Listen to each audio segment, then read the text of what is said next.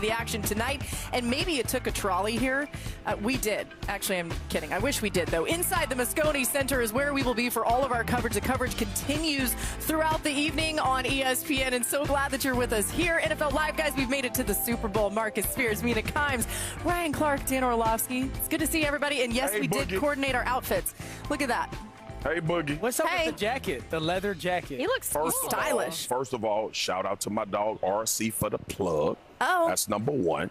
Andre Julius made this. And my dog clean. And I got some more. Great. Yeah, some more. All right, so the fits are going to be popping here Friends at Super Bowl doing things for friends. That's what life is That's about. what they call it is cow. people helping people. That's the motto of our show, unless it applies to you. All right. Just kidding. All right, let's get right into the Super Bowl. And for that, we welcome in Sal Palantonio, who's going to be with us throughout the week, of course. And Sal, you are with the Patriots. You're just at the team hotel. What is the latest on Drake May and that shoulder and the Patriots' mood? Well, the Patriots have the day off. Very relaxed mood here at the Patriots Hotel in Santa Clara. We were just in the team hotel, and we saw a number of players get in cars and take off for the day and enjoy the day. It's a beautiful day here, as everybody knows, here in the South Bay, approaching 70 degrees, and they're happy to have the day off because it's back to work tomorrow on Wednesday at Stanford in Palo Alto for the first big practice of Super Bowl 60 week. But yesterday, on Monday, Drake May threw the football and was happy with his progress on his right shoulder. Listen to this.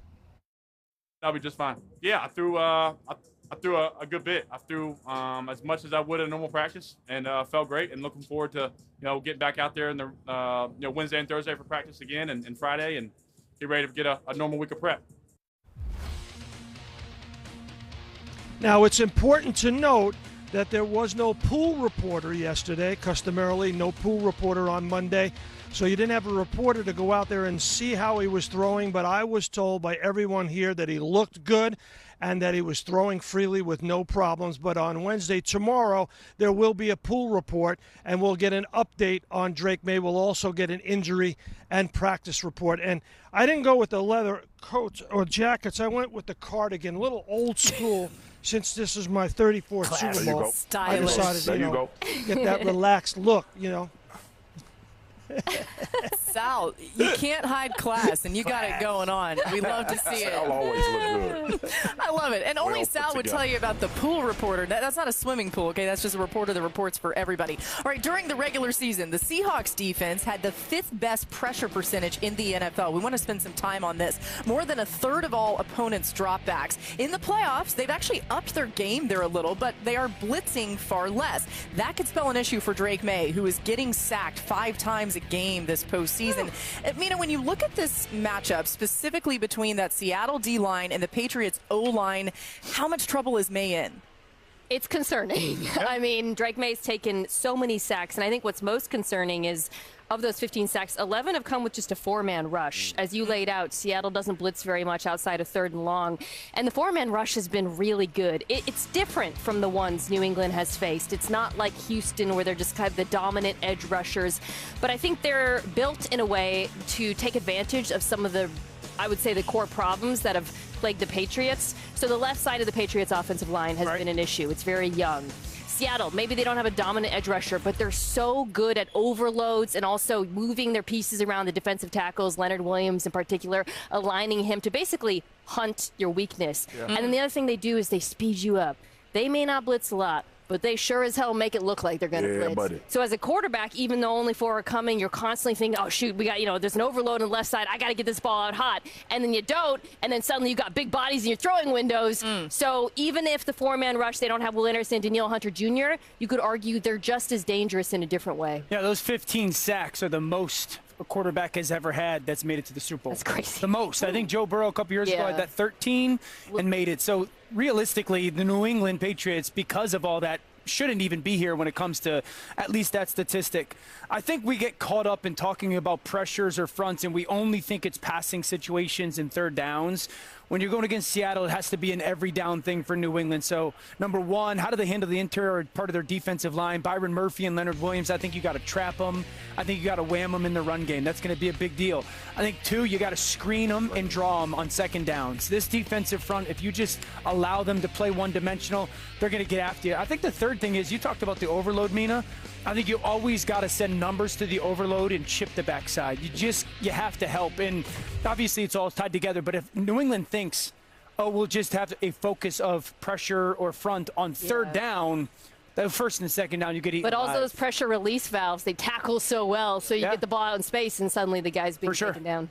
Well, the hybrid helps them play that way, Nick, Warrior. Sure. But I'm a RC. Did you? Yeah, go ahead, Oh, RC. wait, I'm up. I thought Marcus was going. No, listen, it doesn't matter. We're living free and loose. You know, I just said something. Scary, but Honestly, when you look at this team, they pressured at the third lowest rate of any team in all of the NFL. And you saw the numbers, only 13% in the playoffs. But I want them to up that, especially on third and long, because Nick Emanwari is such a large piece of what they can do up front. Here, this is the middle of the season, and you're going to see them bring Nick Emanwari into position to blitz, and we're going to drop Drake Thomas, and he's going to be the vertical hook.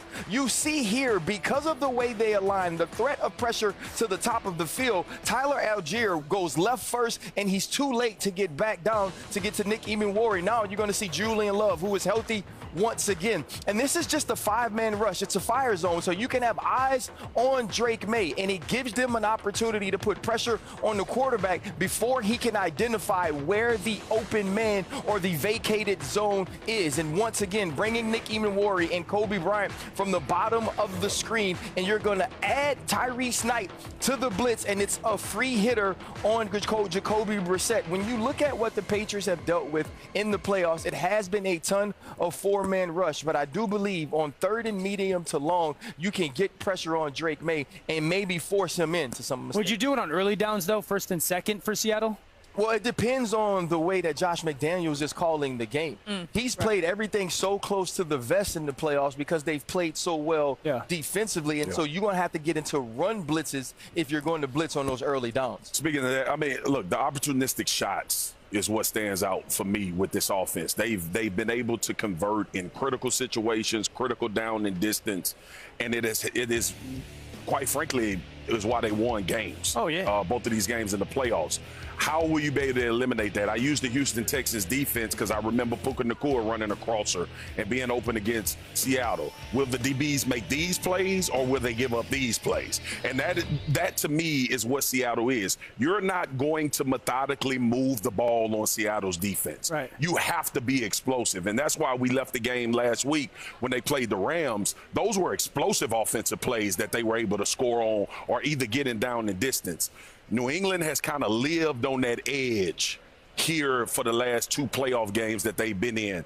And granted, it's been very similar. He had Patrick Surtain. He tried that. But then they went to the other side, hit a big third down. Max Hollins' big third down catch. You look at the Houston game. We talked about Stingley. RC hit him down the sideline late in that game. There will be a time or two where these opportunistic shots come, and who's going to make the play. And with this defense, you got to be very cautious because they are going to do it. I'll be interested to see if they single them up often. Also, too, though, the other thing, they play so much zone, so I don't expect it. And when you look at them, it's going to be, who do you take the shot on? If I'm Josh McDaniels, I'm looking at Reek Woolen and Josh Jobe, right? If those are guys I can get in one-on-ones that we think we can run by them in some of these zones. Create those opportunities. See, I was going to play a lot of split safety, cover 4, cover 6. Get the safety to come down and get those one-on-ones, whether it's like Booty versus Woolen. Matt Collins.